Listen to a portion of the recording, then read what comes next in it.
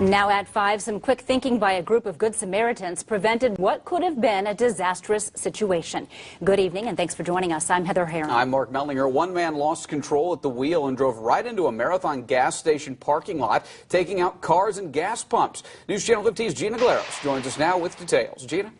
Our meteorologist Jesse Hawila and photojournalist Maverick Atterbury were actually driving by that marathon right after it happened. And after some heroic efforts and maybe a little luck, folks who witnessed it all firsthand are telling their story. Drivers were still doing double takes at the mess left over in Marathon's parking lot on Coliseum and Executive.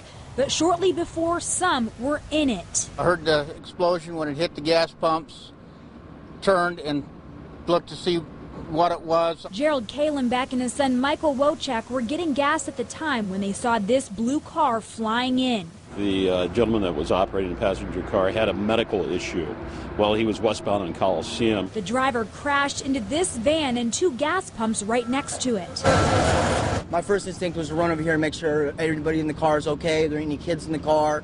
You know, I noticed that the man in the driver's seat was in shock and the car was going up in flames, so I'm yelling for people to call 911. Went to the van to see if they were okay because I didn't know if they were pumping gas, the gas was out there or not, and they needed to get them clear. His car kept going and hit this parked truck.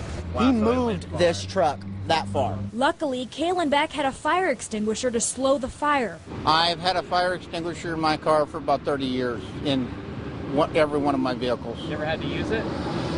Not on like this. They say it was another witness who busted a glass case outside of the marathon holding another extinguisher who put the fire out. When the fire engine and police arrived, we did not observe a fire.